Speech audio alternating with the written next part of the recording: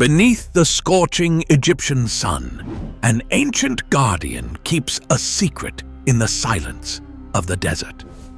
For nearly 4.5 millennia, the Great Sphinx of Giza, the colossal limestone creature with a human face and a lion's body, has stared enigmatically toward the horizon. But could something unimaginable lie hidden inside? Somewhere within this monolith, legend whispers of a chamber sealed shut for 4,000 years, untouched since the age of the pharaohs. This is a mystery that has captivated explorers and historians for generations. A secret chamber under the Sphinx, waiting to be uncovered. Is an awe-inspiring enigma carved in stone. It's among the largest and oldest monuments on Earth, sculpted directly from the bedrock around 2500 BC. Towering 6 stories tall and nearly 73 meters long, this stone behemoth has watched over Giza through sands and storms. For much of its history, it was buried up to its neck in sand, as if nature itself tried to keep its secrets hidden. Intriguingly, not a single ancient inscription tells us who built the Sphinx or why. To this day, we aren't even certain what the Egyptians called it. Such silence only fuels the lore that something extraordinary might be concealed under its pores or within its hollow core. Throughout history, people have whispered about what might lie inside this giant guardian. In the 1st century AD, the Roman writer Pliny the Elder recorded that locals believed the Sphinx was hollow and held the tomb of a long-lost king. Medieval Arab legends spoke of secret tunnels winding beneath the Giza plateau. Treasure hunters in the 1800s became obsessed too. One adventurer, Captain Giovanni Caviglia, led 160 men in 1817 to dig out the sand around the Sphinx, hoping to find hidden doorways, only to be foiled as the desert swiftly swallowed their excavations. The legend truly skyrocketed in the 20th century when American mystic Edgar Cayce claimed that refugees from Atlantis hid a hall of records under the Sphinx. A vault of ancient knowledge he prophesied would be discovered by the end of the 1900s. Mainstream scholars were skeptical, but Cayce's dramatic vision inspired numerous searches at Giza, all fueled by the tantalizing notion that a hidden library of wisdom might lie beneath the Sphinx's stoic gaze. Incredibly, the Sphinx's own body shows physical hints of secret passages. While no grand vault has officially been found, the Sphinx isn't a solid block of stone at all. High atop the Sphinx's head, there's a shaft descending into its skull, perhaps used by ancient priests to make the statue speak, or to anchor a lost crown. This opening was sealed with a metal hatch in 1926, literally locking away whatever may lie inside the Sphinx's head. Around the back in the 1830s, a British engineer drilled into the Sphinx's neck, desperate to find hidden chambers. His drill rods jammed 27 feet in, and attempts to blast them free only cracked the stone. That hole, still visible behind the Sphinx's head, yielded no treasure, only a broken fragment of the Sphinx's headdress. Then, during a major excavation in 1926, a large cavity was uncovered in the Sphinx's midsection, a natural fissure in the rock that opened into the body. It was big enough for a person to climb inside. Engineers reinforced it with iron bars and cement, and they sealed it with an iron trapdoor, effectively hiding whatever that gap might lead to. They also discovered a tunnel at the Sphinx's hindquarters that had been buried under the sand. This passage descends into the bedrock, twisting inside the Sphinx's torso. When it was finally explored decades later, researchers found modern debris, tinfoil, an old water jar, even a pair of shoes, apparently left by earlier adventurers. Disappointingly, that tunnel ended in a dead-end pit of groundwater, not a secret treasure chamber. Still, The very existence of these hidden nooks, a shaft in the head, a crack in the belly, a tunnel in the rump, proves that the Sphinx has spaces within. It isn't entirely solid rock. Could one of these be the doorway to a deeper chamber, sealed since antiquity? In modern times, science stepped in to probe these mysteries. In 1978, a team from Stanford Research Institute used ground-penetrating radar and other remote sensors to peer beneath the Sphinx. Excitement was high. They hoped to pinpoint hidden rooms at last. But the scans found only normal cracks and fissures in the limestone bedrock. It was a major letdown for those dreaming of secret tombs. Around the same time, young archaeologist Mark Lehner and his colleague Zahi Hawass actually crawled through the Sphinx's inner cavities, mapping every inch. They concluded that the known tunnels were likely the work of ancient treasure hunters or modern restorers, not the architects of some clandestine vault. Yet, even after these scientific studies, whispers persisted that something extraordinary was still hidden, and perhaps deliberately kept quiet. Over the years, a number of independent researchers, and even some Giza insiders, have come forward with provocative claims. They allege that, in the late 1990s, certain secretive excavations under the Sphinx may have encountered a sealed stone door or even glimpsed mysterious artifacts, only for the project to be suddenly shut down. Some fringe voices accused officials of hushing up these finds, possibly out of fear that what lies beneath could upend our understanding of history. The notion of a cover-up, of precious relics quietly whisked away or knowledge suppressed, continues to capture the imagination. After all, the Sphinx sits in a tightly controlled antiquities zone, and any digging beneath it is strictly limited. Could the truth be too shocking to officially reveal? What if one day that hidden chamber is finally opened? What might await us after 4,000 years of darkness? Imaginations run wild. Some believe it could be a cache of ancient knowledge, perhaps stacks of long-lost scrolls or records from a forgotten era. In fact, there are tales that early explorers in modern times discovered something astonishing down there. Scrolls inscribed in an unknown language, along with star maps and strange diagrams that looked like advanced technology. One leaked account even claimed those brittle pages showed charts of the stars and depictions of flying machines. Other rumors suggest there might be artifacts made of an exotic metal, tools or devices far ahead of their time, hidden in that chamber. If an intact room truly has remained sealed since the Sphinx was built, anything inside would be a perfectly preserved time capsule. It could turn out to be a simple ritual shrine with a few humble offerings to a sun god.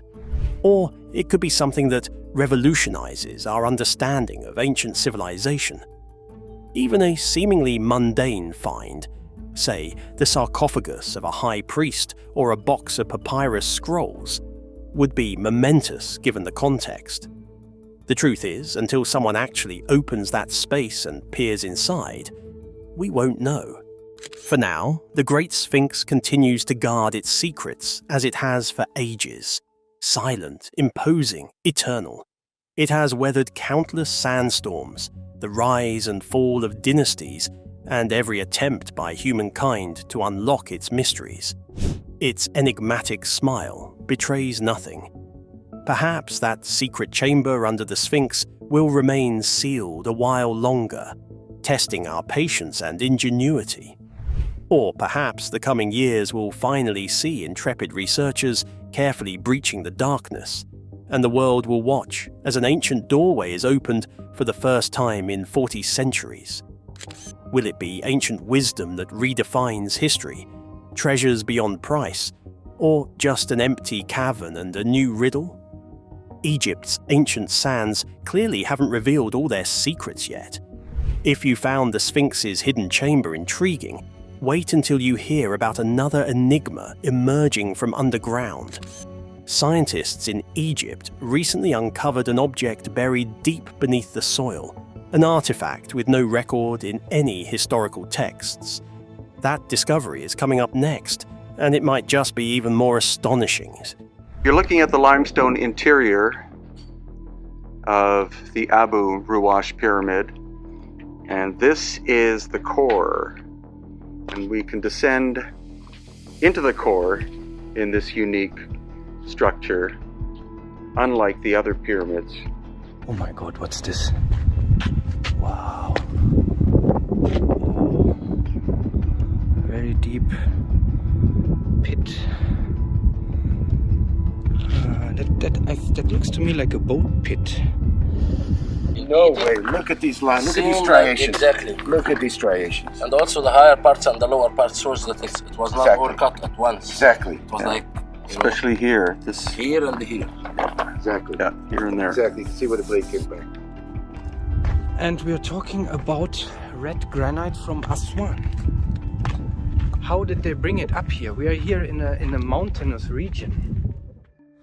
The Giza Plateau is one of the most iconic and mysterious ancient sites on Earth, home to the Great Pyramid, the Sphinx, and numerous other relics of antiquity.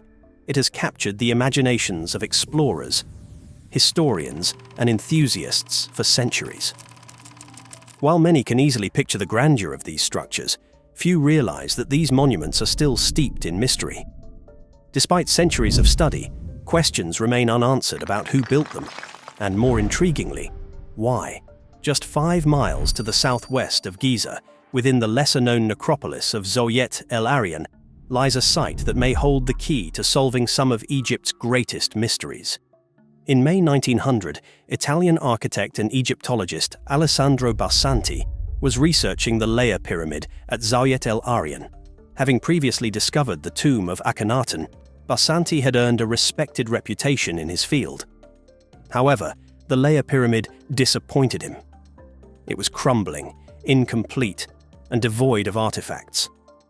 Like other Egyptologists before him, Barsanti concluded the pyramid had been abandoned due to the death of the king who commissioned it.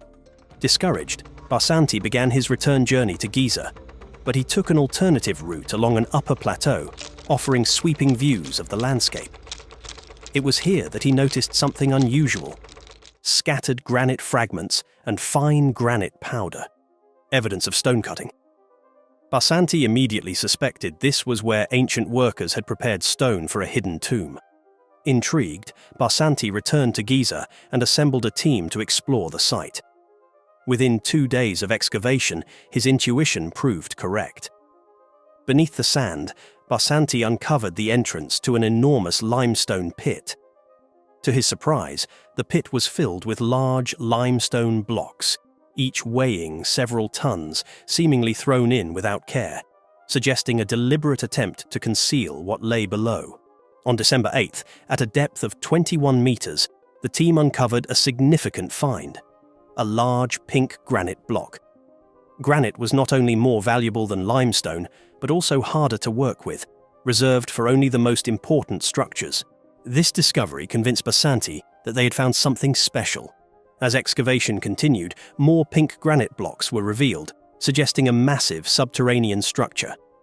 By February 1905, Barsanti and his team uncovered a 30-ton granite block that seemed to mark the bottom of the pit. Barsanti believed this was the entrance to a subterranean world, potentially filled with tombs and treasures. Complicating the mystery, his team also found inscriptions carved into the stones. Despite sending sketches to Egyptologists in Giza and Cairo, no one could agree on their meaning or origin. This deepened Barsanti's conviction that something extraordinary was hidden below. Barsanti used machinery to move the granite blocks, but they were interlocked like puzzle pieces. Digging further, Barsanti made his most astonishing discovery yet: an oval-shaped vat carved from pink granite, polished to a mirror-like finish. It had been carefully sealed with layers of lime and clay. When the team removed the lid, they found no treasure, only a thin black residue along the walls. Barsanti hypothesized that the vat once contained a liquid offering that had evaporated over time. Despite the disappointment, Barsanti believed the mysterious vat held great significance.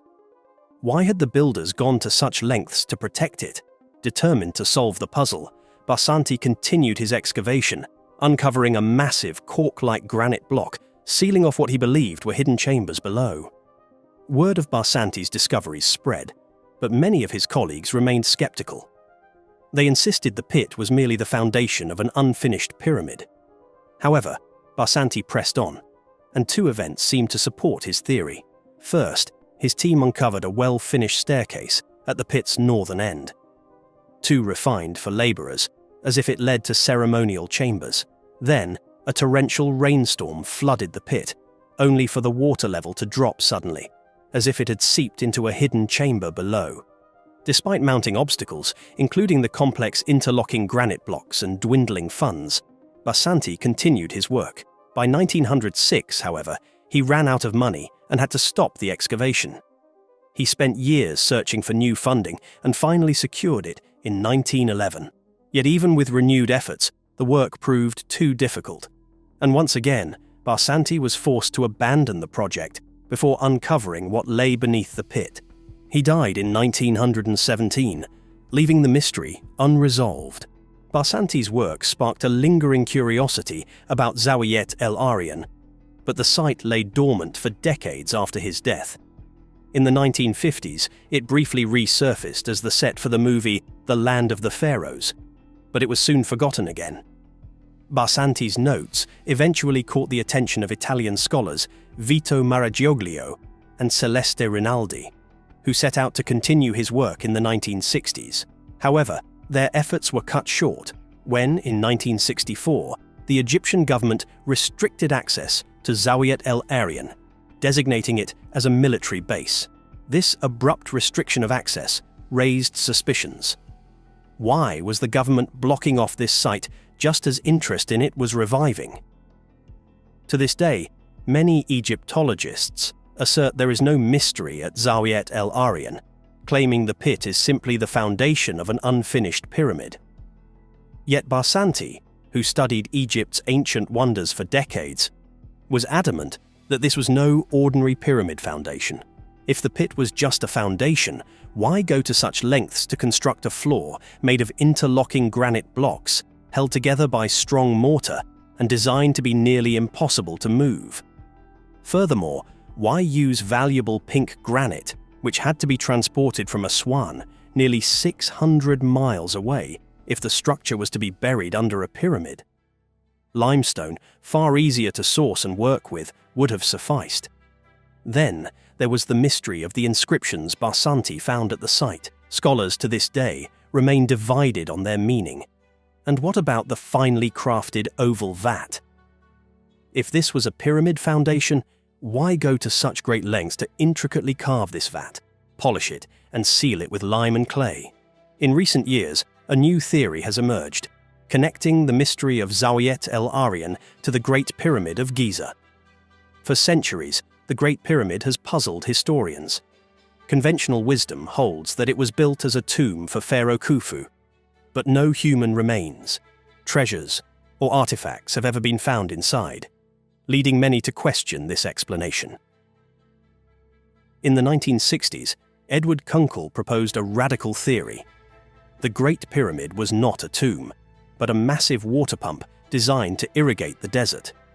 Kunkel argued that the pyramid's internal chambers and passages functioned as part of a hydraulic system. His theory was met with skepticism, but some engineers saw merit in the idea. They pointed out that a ram pump, which uses gravity to move water, could have worked on the scale Kunkel proposed. By the 1990s, marine engineer John Cadman took Kunkel's theory further. He studied the pyramid's subterranean chamber and found signs of water damage.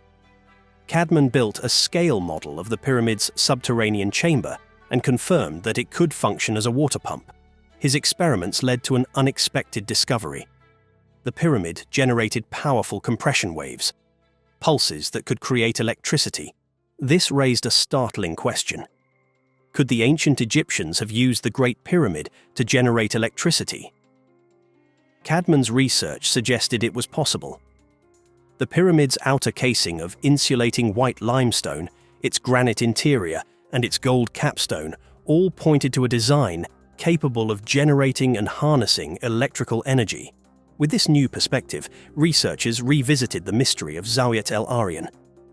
Could the pit have been part of an ancient electrical system connected to the Great Pyramid?